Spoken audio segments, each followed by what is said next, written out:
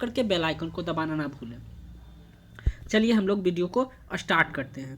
SK Jha sir की रसायन की चैप्टर 3 की ऑब्जेक्टिव एमसीक्यू चल रही है। चलिए हम लोग वीडियो को स्टार्ट करते हैं। निरंतर शक्ति प्रदान करने वाली किसी मशीन के द्वारा कोई पिंड एक सरल रेखा चलाया जाता है।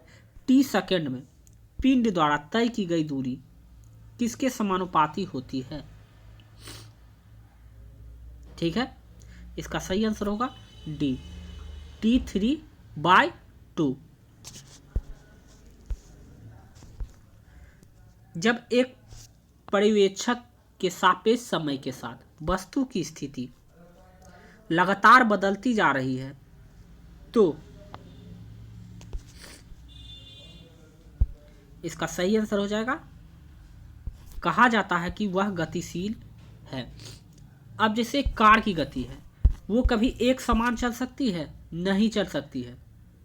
ठीक है, कभी भी एक समान नहीं चल सकती है, वो लगातार उसकी चाल क्या होगी? बदलते रहेगी। इसलिए इसको क्या कहेंगे कि वह गतिशील अवस्था में है।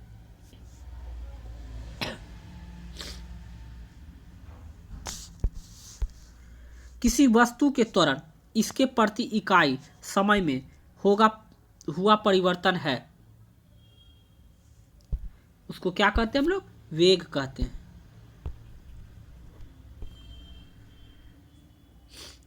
निम्नलिखित में से कौन सा एक वेक्टर मात्रा है? निम्नलिखित में से कौन सा एक वेक्टर मात्रा है? क्या हो जाएगा इसमें? वेग हो जाएगा। वेग क्या है? सदिश राशि है, जिसमें दिशा और परिमाण दोनों होता है, उसको क्या कहते हैं? सदिश राशि। और ये तीनों क्या है? अदिश राशि है। फ्रेम के संदर्भ में जो समय का फंक्शन है, एक वस्तु स्थिति में परिवर्तन की दर क्या है, उसे क्या कहा जाता है? इसका सही आंसर होगा वेग कहा जाएगा। समय के साथ किसी वस्तु के वेग दिखाने वाला ग्राफ को कहा जाता है, इसको कहा जाएगा वेग समय ग्राफ। शून्य त्वरण का अर्थ है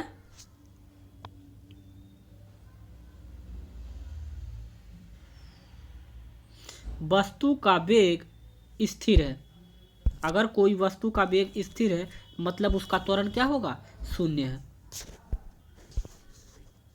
धनात्मक त्वरण का अर्थ है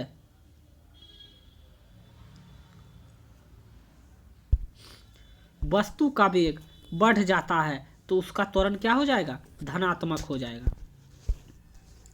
गति का द्वितीय समीकरण है, गति का द्वितीय समीकरण है, क्या हो जाएगा?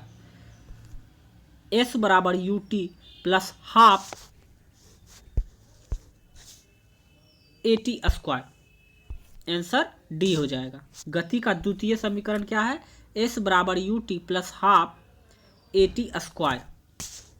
यदि इसका आप लोग थ्योरी सेक्शन नहीं देखें तो पहले थ्योरी सेक्शन देख लीजिए। शून्य में स्वतंत्र रूप से गिरने वाली वस्तु में, शून्य में स्वतंत्र रूप से गिरने वाली वस्तु में समान त्वरण होता है। त्वरण का क्या होगा? एक समान होगा। डैश वह भौतिक राशि है जो कभी भी ऋणात्मक हो सकती है, ऋणात्मक नहीं हो सकती है। तो इसका सही आंसर हो जाएगा दूरी। दूरी की भौतिक राशि कभी ऋणात्मक नहीं हो सकती, जबकि त्वरण, बल और वेग का ऋणात्मक हो सकता है।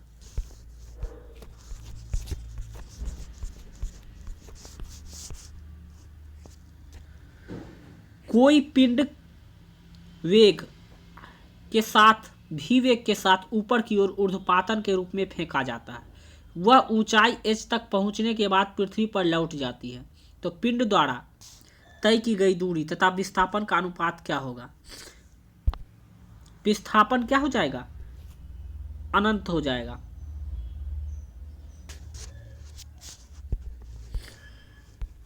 किसी पिंड के वेग के समय ग्राफ सरल रेखा में तथा मूल बिंदु से गुजारने हेतु एक्स अक्ष को छूता है तो गतिशील है। इसका सही आंसर हो जाएगा बदलते हुए त्वरण से। किसी वाहन की गति माप यंत्र बताता है कि उसकी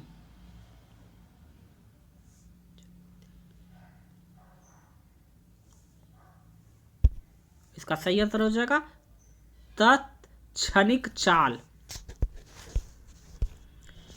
एक समान त्वरण की गति का समीकरण कौन सा समीकरण सही है? इसका सही आंसर हो जाएगा v बराबर u प्लस AT। एक पिंड u वेग से ऊर्ध्वपातर के रूप में एक फर्श से टकराता है तथा उसी गति से उछलता है तो गति की परिवर्तन होगा -2u। किसी पिंड का वेग समरूप कहा जाता है जब वेग का मान और दिशा दोनों नियत हो। तो किसी पिंड का वेग समरूप कहा जाता है। समरूप का नियम पढ़ाए थे हम लोग कि वेग का मान और दिशा दोनों नियत हो तो उसको क्या कहते हैं? समरूप होगा। एक समान वृत्तीय गति में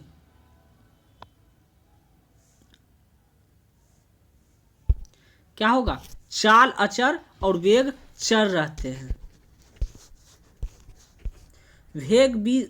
वेग b से चलती हुई कार का ड्राइवर a दूरी पर अचानक सामने से एक चौड़ी दीवार देखता है और उसे निम्नलिखित करना चाहिए।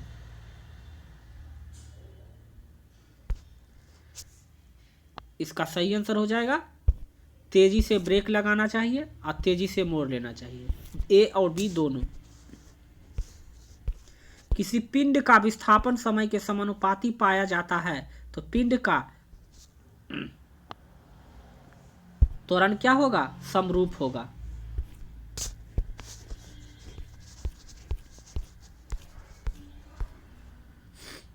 मुक्त अवस्था में गिरते हुए पिंड द्वारा तय की गई दूरी समानुपाती होता है।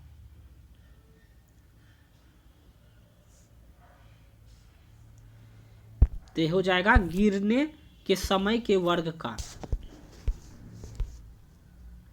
मोटर गाड़ियां A एंड B दूरी समय ग्राफ से पता चलता है कि पूरी दूरी तक A की अपेक्षा B अधिक वेग से चली। यहां देखिए दूरी है और ये समय है।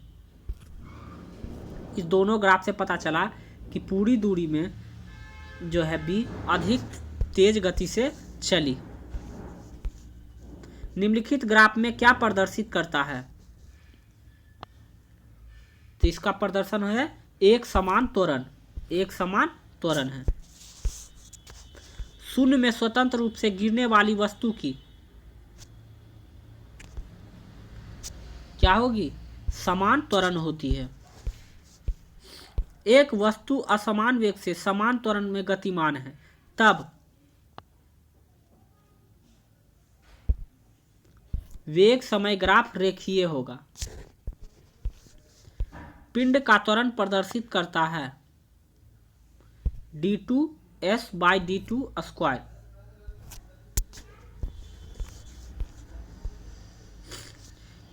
एक कण एक समान वेग से गतिमान है। कण की गति के संबंध में निम्नलिखित में से कौन सा कथन सत्य है? इसकी त्वरण शून्य है।